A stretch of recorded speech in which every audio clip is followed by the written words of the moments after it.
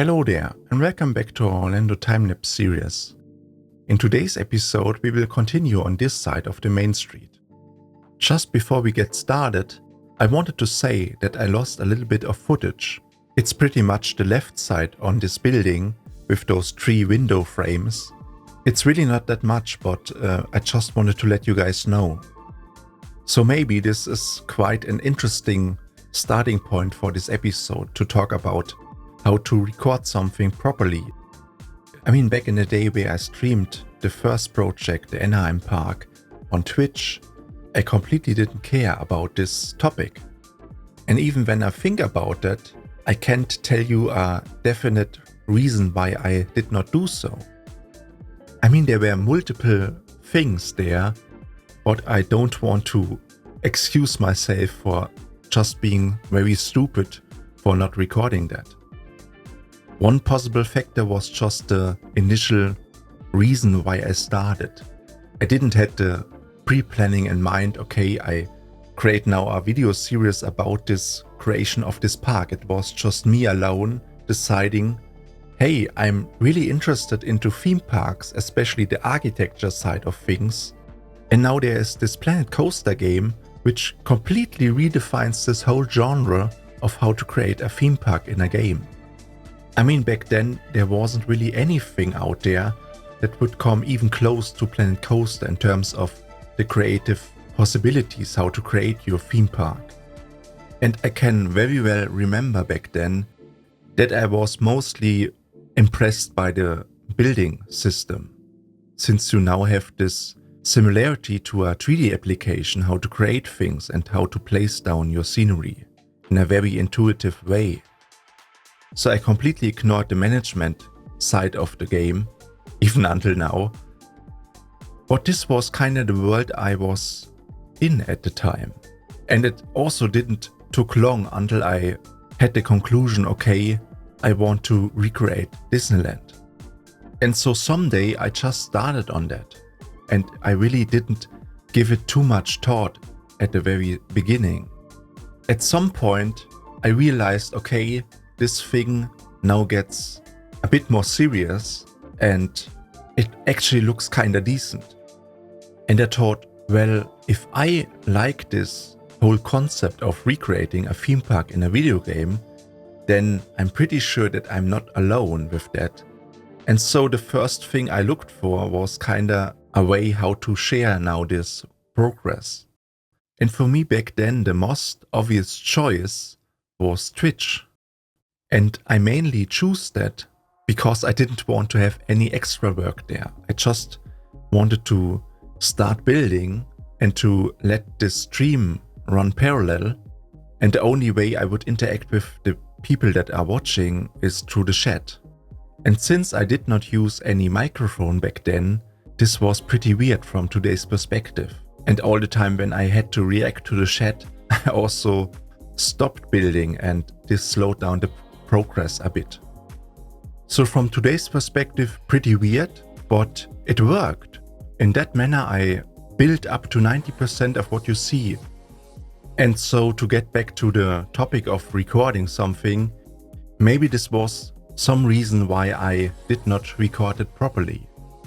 And the only other reason I can think of is the hardware side of things. Back in the day I had only one PC to work with, and that meant that I had to build and stream on the same system for sometimes 8 to 10 hours. So I was afraid of crashes and blue screens. And think about it, whenever it crashes, you have to load back into the park and it would sometimes take up to 15 minutes to load back on the old system. And in those first seconds the park loaded, I always had the most fear that it would crash immediately. And the fact that I streamed now parallel to that made it of course not better, that's for sure. And when I think about that, that's maybe also a reason why I did not record it properly. But back then I had really no expertise in video recording and production. And so when I used OBS to record the footage, I was in the impression that I had to run the game, stream at the same time and also record on top of that. Today I know that you can stream and record pretty much at the same time and they use the same encoder and you literally don't have any performance loss there when streaming and recording at the same time. But back then I did not know that, and always when I tried to stream and record at the same time with the wrong settings, of course, I would encounter those performance issues that I would not have if I would invested a little bit more time and effort in learning all of those production things when you try to record something properly. And the only word that comes to my mind here is that I was stupid. Stupid for not recording it properly. And this follows me until today. All the time when I think about the Anaheim project, I think, why did I not record it properly? It would be so cool to see a video diary of all the footage and all the time that I invested into recreating this theme park. And the pure fact that all this footage is gone forever haunts me until today. So, since I made this severe experience of losing this important footage, I take much more care today in recording it properly and to invest much more time and effort into that.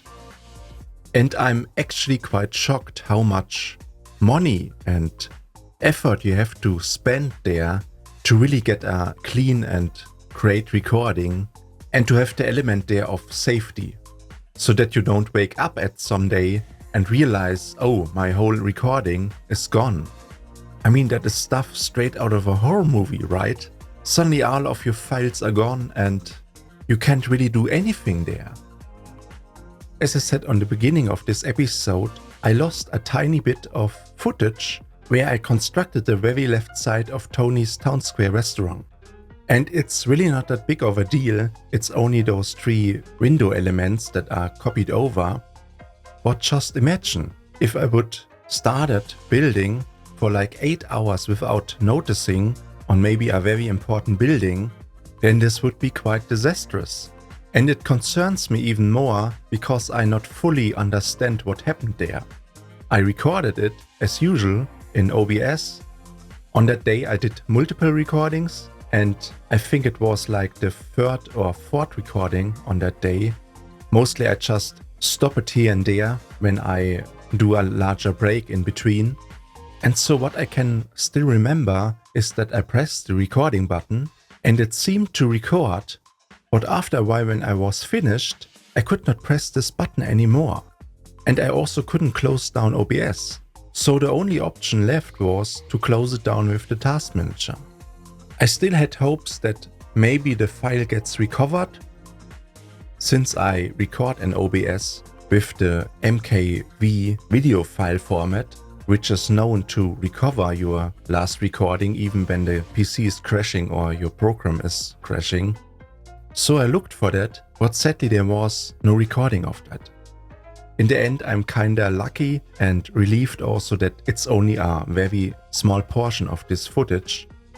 But from now on I'm a lot more cautious about that and have a dedicated 3rd monitor here that's only purpose is to show the OBS window that I'm still recording. So before I talk a little bit more about recording, I wanted to quickly note what we are constructing today in this episode. I completely forgot about that. So today it's completely about this side of this building. We will not only continue now with this column logic, but later on add also those facade elements behind the colonnade.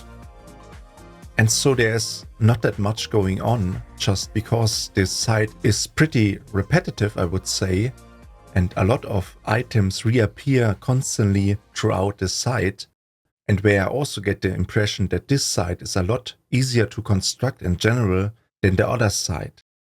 On the other side it was a little bit more difficult because you had there 3 separated architecture styles that had to fit together and where you have to improvise a lot more on the pieces that you use to recreate that. And here we just build it once and then we reapplying this logic pretty much throughout this whole area. In terms of the sheer difficulty, I would still say that the railroad station is on number 1 here, just because it stands on its own. There is not really that much reference and give to it like on those buildings. You will not see so much intolerances at the end compared to the railroad station. I mean, it's the first thing that people will look to, and if it looks off, then this would be quite disastrous for the general approach to the park. I mean, why spend so much time and effort into recreating a detailed and accurate Main Street when you let Cinderella's castle down or the railroad station? Doesn't make any sense at all to save there on the piece count on those important buildings that are so vital for that final picture in the end. So maybe at this point let's come back to the topic of recording. I could probably fill whole episodes about this one topic, just because it's such a broad topic and every person there is or every creator does it slightly differently. And that's kind of the beauty about that, since every person there is has a different PC or workstation and different equipment to record with, different programs they like to use, and their own spatial surrounding they record in. So there are endless possibilities how you would record something properly. And alone the question, what is now properly? What is good or bad? I think it's kinda tricky to answer that. And the most natural answer that I can give you to that is to trust your instincts. What sounds good to you, as you are the main person that probably has the most interaction with whatever you want to record, right? And I mean, I just said now sound. Theoretically, you also care about what is seen on your recording, right? But I think since we are in this video format that features a very fast-paced time-lapse, we don't have here any relevant audio for that, and where we instead have this narrator commentary voice that tells you pretty much all of those things, right? So within our time-lapse series here, I would say that the voice is far more important than what you actually see on the screen right now. I mean, sure, it's great to have a high fidelity in what you see, but does it really matter at the end of the day if this video is now in 720p and 1080p or even in 4K? I don't think so. I would always say here that the frame rate is far superior on that. A video that features 60 FPS will look always much smoother than a video with only 30 FPS. And especially if we now have a fast-paced time-lapse series that produces pretty much like 300-400 frames per second, this comes even more apparent. But to get back to what I wanted to say initially is that the audio that you are hearing is a lot more important than the video that you are seeing. And I think that because when you think about how you're receiving any audio, your ears will pick that up. And so your ear is of course a lot closer attached to your brain, or the sound that is incoming is a lot closer appearing to your inner self than, for example, something that you see like half a meter in front of you. And so I believe we can just make a test right here to prove that statement. Just now I will blur the footage that you are seeing to somewhat what you would see when you watch this video in 3060p.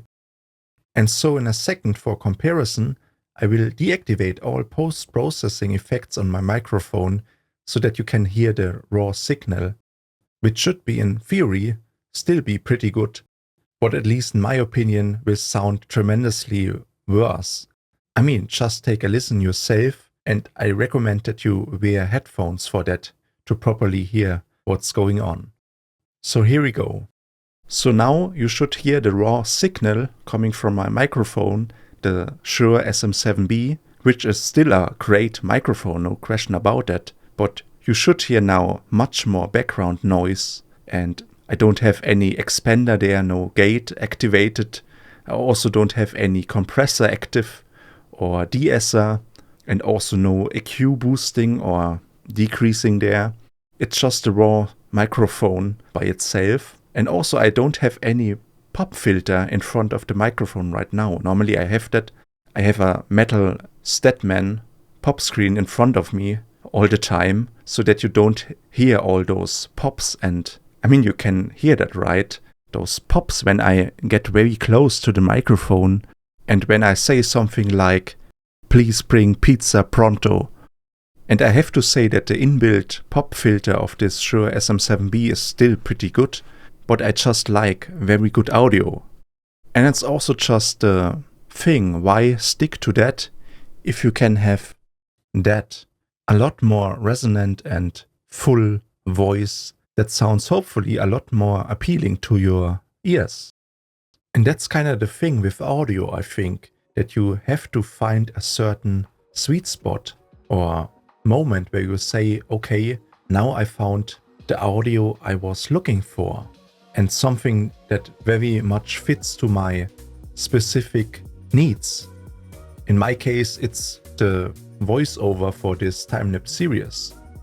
And therefore, for that specific use case of our time-lapse series here, I want to make that audio as much appealing to you as you are hearing it as I can.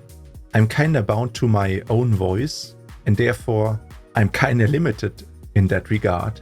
But there's always a selection of hardware that you can acquire and that you can use for that use case that emphasizes a lot of characteristics of my voice, for example.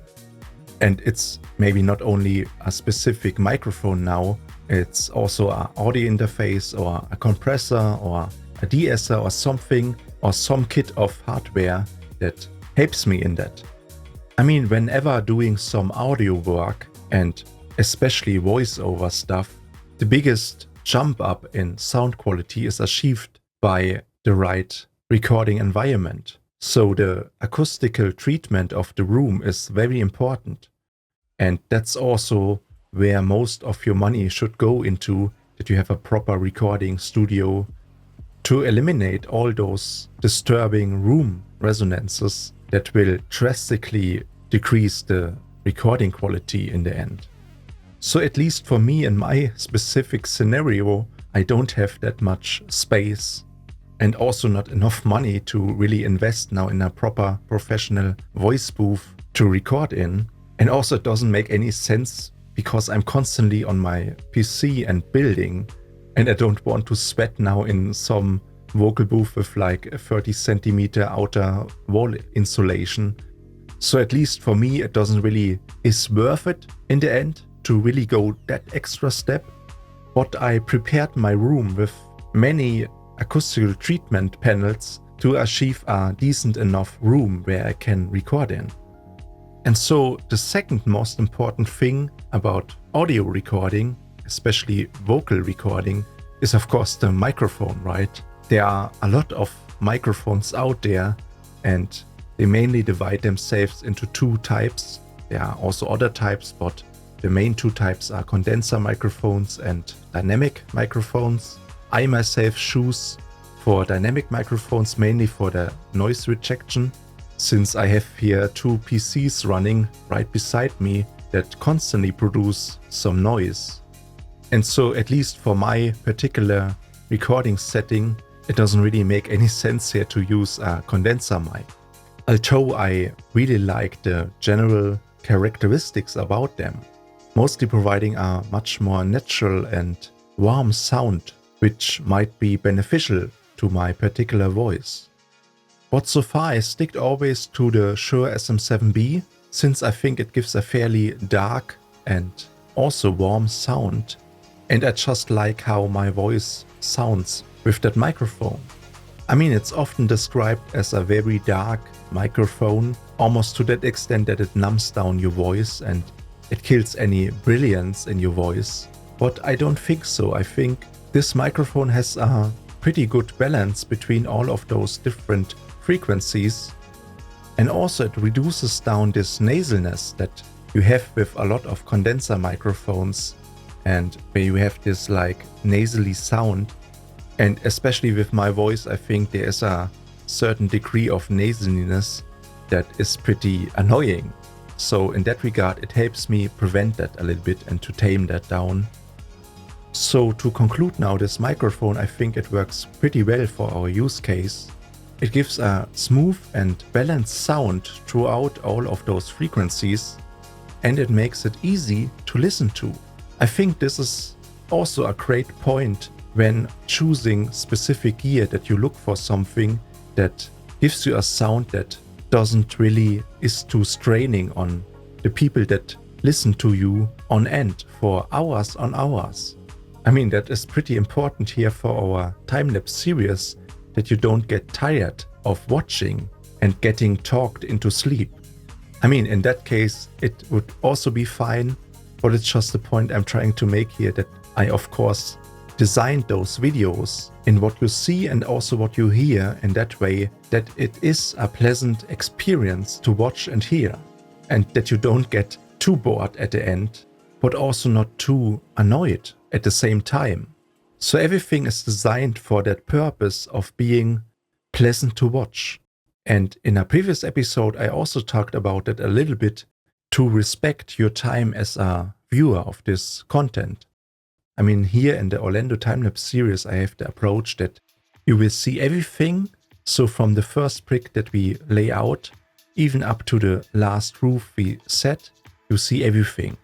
But you shouldn't see anything there that you don't have to see in order to see everything. And that's the big part here, that you, of course, don't see just because you don't see it. I cut that out of the video, that you don't see too many breaks or too many time spent in the browser, or maybe if I have to feed my cats, you will not see that. And therefore you will only see active footage where I build something. And in that way, you will see everything, but I don't waste your time as you watch this content, since I want to respect you as a viewer of my content. And that's also the reason why I include in each video so far timestamps, that you can clearly tell for yourself on which parts of the build you are interested or not. You can decide that. I mean, the worst decision that I can make is to not include timestamps, and then you would have to torture yourself through the episode, regardless of if you are interested or not, have to watch everything only for the sake of not missing out on something that might be very interesting to you. I mean, for me as a creator, this might be beneficial, but I don't want to make this deception here of forcing you into watch now my content. I don't want to intervene there. It's a decision that you make and you alone. And that's also the way how it should be on pretty much all content throughout YouTube, I think. You are an adult and you should decide, okay, I'm interested now into that specific content and therefore I watch it for as long as I would like. And so I'm pretty sure that many YouTube creators would completely argument now against me. And I can very well understand that, of course, just because it's their tactic on how to increase the watch time of a video, that you don't set there any timestamps, because then people would just go for that one topic that is interesting to them and they would skip the rest of the video. I mean, in the end, I would like to make the video as entertaining as possible, but it's just not always realistic to do that, since we have there certainly some buildings to build on that are maybe not that interesting in the regard of their specific building technique, or just because they are less known than other areas in the park. And then I just have to say, okay, well, that's just like it is. It should be pretty natural that there is a different popularity depending on what is happening within a set episode. And it's not about the production quality, it's just the fact that we are not building on the railroad station anymore. We're building right now on the Town Square Theater, for example. I mean, throughout this series, we will have multiple situations where this could happen, and where we just build for like maybe 1 hour on specific foliage only. But it's kind of the beauty, again, of unpredictiveness, and that within each episode that is coming, there is pretty much nothing written in stone. I mean, depending on the thumbnail, you can guess about what a specific video is about, but all the talking that I do throughout this episode is purely improvised. I mean, surely there is some pre-planning in beforehand about those topics, and there's also a lot of cutting between those different sentences, but overall it's improvised.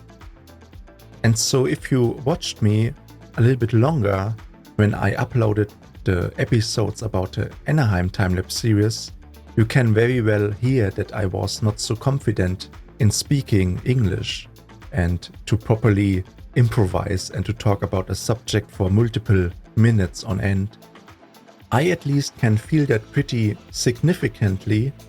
Not only my spoken word in English improved quite drastically, but also my German, which was quite surprising. But I truly believe now that when you speak very often, and with that I mean a very controlled speech that you review pretty much every time when I talk some sentences. I always, when I record something, maybe for 5 to 6 sentences, I stop the recording and review what I have and what sounds good and what I have to retake. And so even if you don't have any YouTube project or some voiceover work to do, I would highly recommend that you try that out, just because you improve your spoken word quite tremendously with that technique. I think if you train that very often, you just get better and better at it. And so my goal would be that at some point throughout this series, my English becomes actually so good that I don't have any resonance there to the German language anymore. I know that there are still some artifacts from time to time appearing that I just can't really get rid of, but maybe with continuing voice exercises, I can reduce that to a minimum. So while thinking about that, I actually had this idea of maybe creating an episode only in German. I mean, it would be quite interesting to see how my usage of language changes when I switch the language there. If I get more rapid, I could imagine, or if the tonality shifts quite a bit. I mean, in German we have a lot of harsh words like Sekretariat or Brokkoli or Kernspintomographie. Okay, the last word was pretty insane here, but in general those words, they have a lot more pronunciation with all those harsh consonants. And whenever I hear English, it's a lot more smooth and much more easy to listen to, I think, although I like the German language a lot. And especially to describe now something very detailed, German language is perfect for that and has also a lot of beauty within it. But when it comes to the sound of it, it just feels very plucky and not that smooth like when you have now our super smooth radio voice in English, right?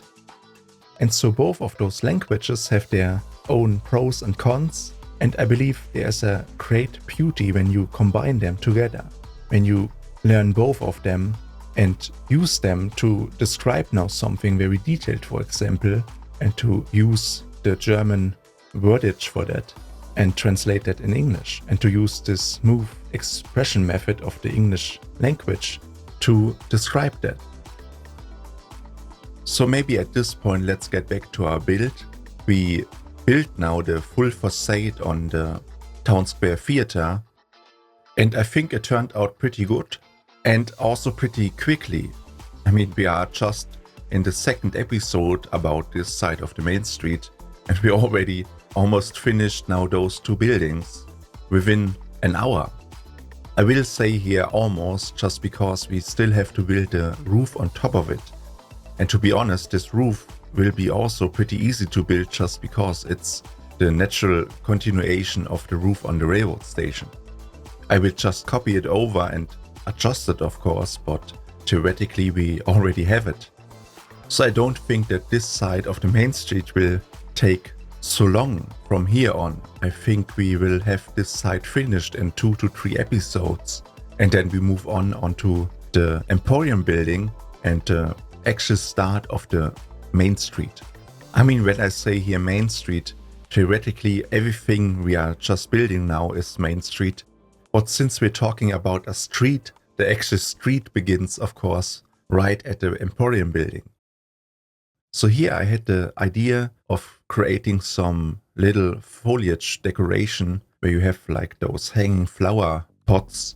I mean, theoretically I would like to have here pots, but there aren't any pots in the game right now that are scalable to that small scale. And so I used the Viking basket for that.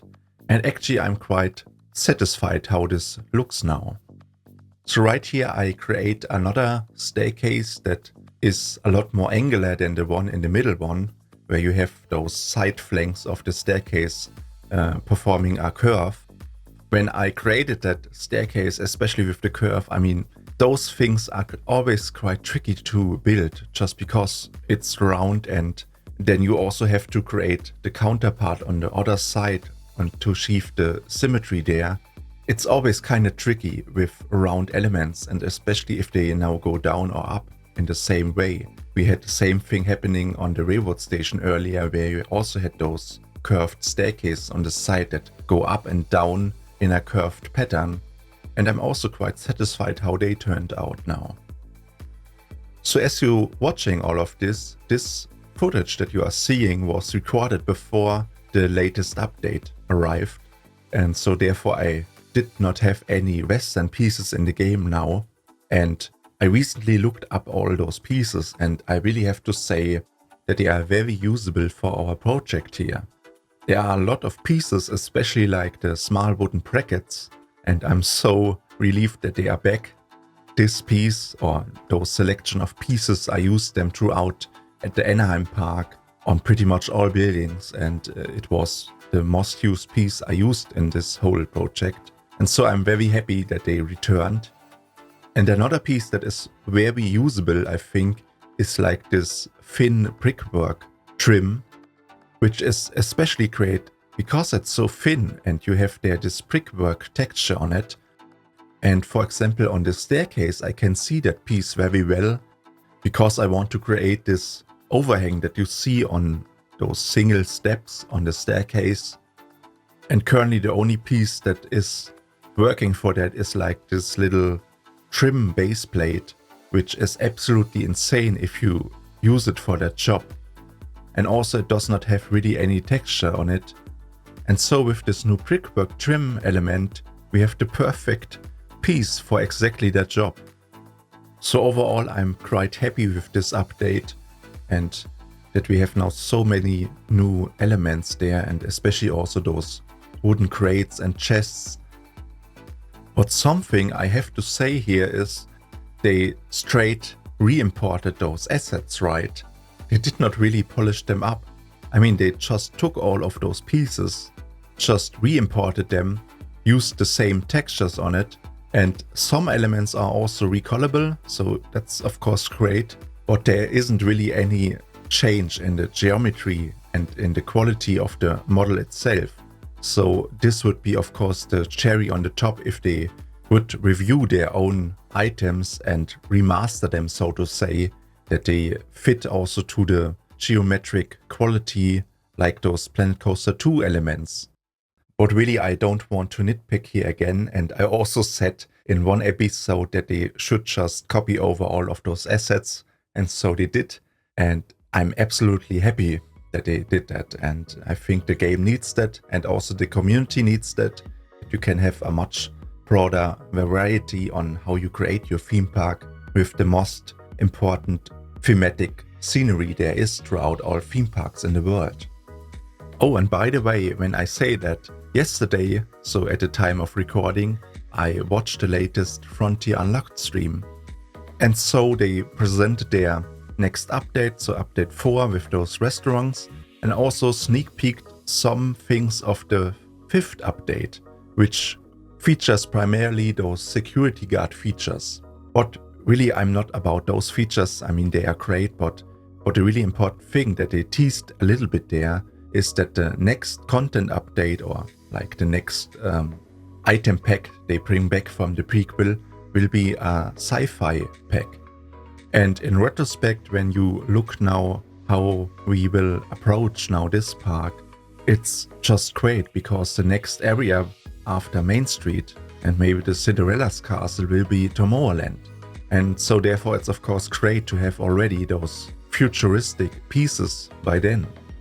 So before I conclude today's episode, I wanted to quickly note something, and that is that within the next weeks, I will activate YouTube memberships on my channel here.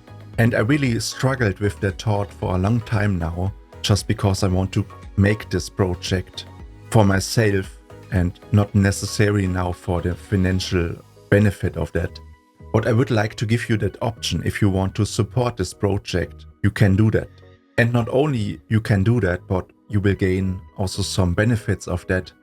I mean, I will upload there a dedicated video about it to explain it in much more detail, but to make it short, I will give you there some options where you also can have pre-access to this Orlando park.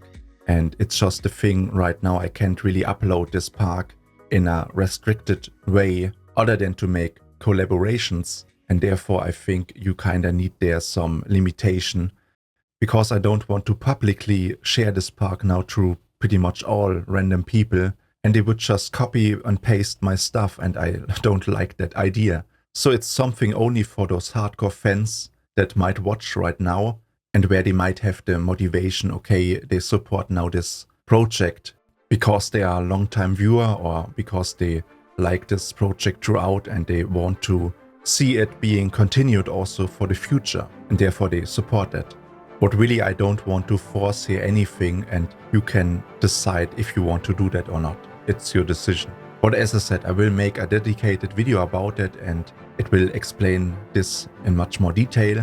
And with that said, I would like to conclude today's episode. We made a lot of progress today on this side of the main street, with pretty much those two buildings almost finished. The only thing that we still have to add is the roof on top of it. And so we mainly talked today about the subject of recording something properly and how to achieve there a great vocal recording, and where I can see myself talking about that also in multiple episodes, just because this topic is so complex and interesting, I think. With that being said, I hope you enjoyed today's episode. If you did, subscribe, like or comment, and in the very near future also join to my membership, join our Discord server, watch my other videos about Anaheim or Orlando, and thank you for watching. See you in the next one. Bye.